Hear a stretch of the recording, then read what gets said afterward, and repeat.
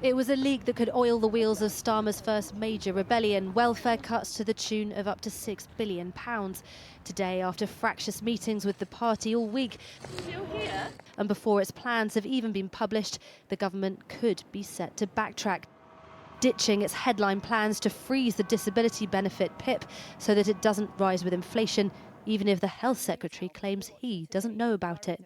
The moral of the story is don't rely on briefing and speculation. Let's wait for the plans. So you're not going to do this? I haven't seen the full plans, in all honesty. I haven't seen the full plans. They haven't come to Cabinet yet. But what I do know is that the Work and Pensions Secretary wants to support people who need help the most.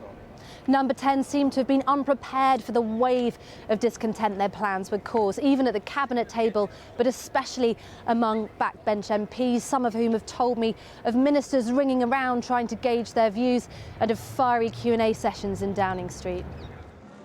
The bulk of cuts sought by the Treasury were set to come from changes to personal independence payments, which help people both in and out of work with the extra cost of being disabled. Chancellor of the Exchequer. George Osborne famously booed at the Paralympics over his austerity plans, said in a dig this week even he wouldn't have frozen PIP. But today, according to the Sunday Times, those plans look likely to be scrapped, with the Work and Pensions Secretary keeping plans to tighten eligibility and to cut the top rate of incapacity benefit, one for those deemed unfit to work. Cuts to that rate would be catastrophic. This is a group of people who've been assessed as not being able to do any work and need financial support. Cutting their benefits isn't going to suddenly magic them into a job. It's not going to suddenly create lots of jobs for them either. The government has framed its reforms as supporting people into work, today unveiling plans for a right to try policy which would allow people to work without the risk of losing health-related benefits. It points too to OBR forecasts showing the welfare bill for working age adults rising from 48 billion to 75 billion by 2030. But while benefits for those who are unemployed or on low incomes are rising as a proportion of GDP, charities point to the fact that incapacity spending designed to help those with disabilities or poor health, is forecast to stay roughly the same.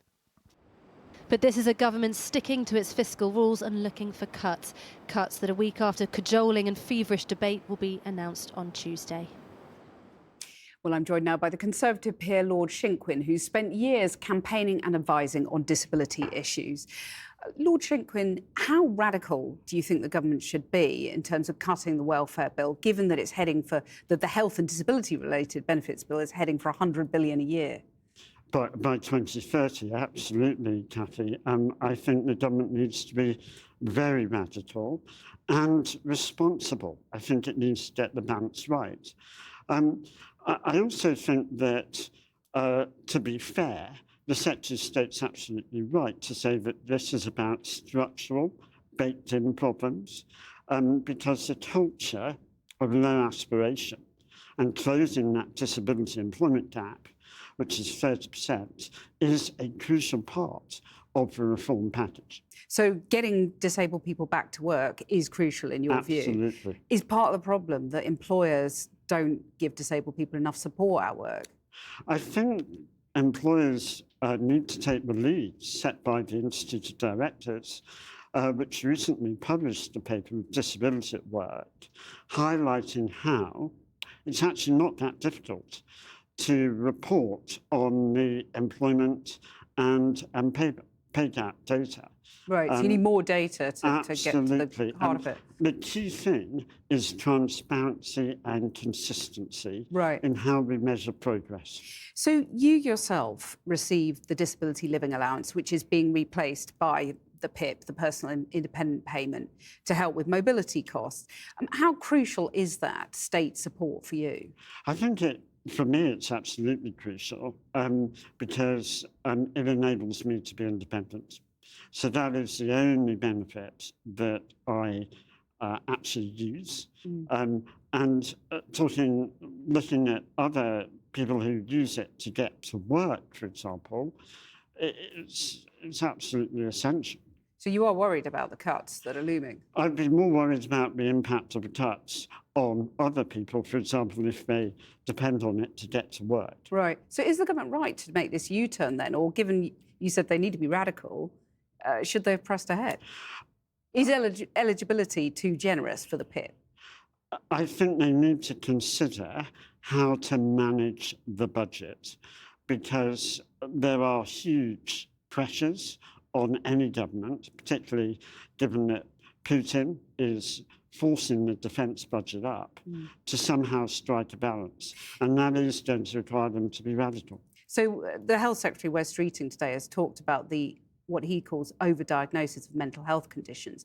Is that part of the issue here, that some people soaring diagnosis of some mental health conditions is allowing people to claim PIP to the detriment of people with severe physical disabilities, potentially?